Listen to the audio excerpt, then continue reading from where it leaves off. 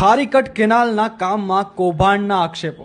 નરોડાથી લઈને વિંઝોલ સુધી કેનાલ ઢાંકવાનો 1200 કરોડ રૂપિયાનો પ્રોજેક્ટ, જેમાં 240 કરોડ રૂપિયાનું કૌભાંડ થયા હોવાના આક્ષેપો લાગ્યા છે. ચલો જાણીએ આખી બાબત શું છે.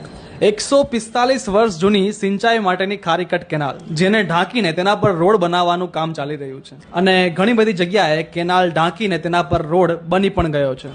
1200 કરોડ રૂપિયાનો આ પ્રોજેક્ટ, જેના માટે સિંચાઈ વિભાગે 600 કરોડ, અમદાવાદ મ્યુનિસિપલ કોર્પોરેશને 145 કરોડ અને વર્લ્ડ બેંક દ્વારા 455 કરોડનું ફંડિંગ મળ્યું છે. પ્રોજેક્ટનું કામ 5 તબક્કામાં ચાલી રહ્યું છે, જેમાંથી 2 તબક્કાનું કામ રેલવે વિકાસ નિગમ લિમિટેડ, 2 તબક્કાનું કામ RKC infra build private limited અને અન્ય 1 તબક્કાનું કામ કળથિયા એન્જિનિયરિંગ કરી રહ્યું છે. તો હવે ગરબડ ક્યાં થઈ છે?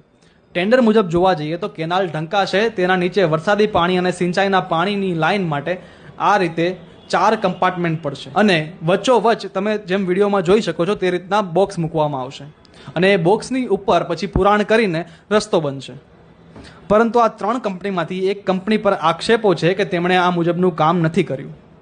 આરકેસી ઇન્ફ્રાએ ખર્ચો બચાવવા માટે ઘણી જગ્યાએ બોક્સના બદલે ડાયરેક્ટ દિવાલો ઊભી કરી દીધી, જ્યારે રેલવે નિગમ લિમિટેડે પોતાના તબક્કાની અંદર આ રીતના બોક્સ બનાવ્યા. પરંતુ આરકેસી ઇન્ફ્રાની આ ચાલાકી જોઈને તેમણે પણ ઘણી જગ્યાએ દિવાલો બનાવી. શું ફરક પડશે બોક્સના બદલે દિવાલ કરવાથી?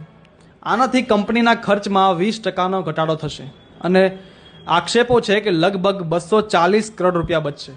પરંતુ ટેન્ડર મુજબ આ કંપનીઓને પૂરા પૈસા મળવાના છે, તો પછી આ પ્રકારનું કામ શા માટે? આ બાબતને લઈને અમદાવાદ મ્યુનિસિપલ કોર્પોરેશનના વિરોધ પક્ષના નેતા શહેજાદ ખાન પઠાણે કોન્ટ્રાક્ટરોની આકરી ટીકા કરી છે અને મ્યુનિસિપાલિટીના અધિકારીઓ પર સવાલો ઉઠાવ્યા છે.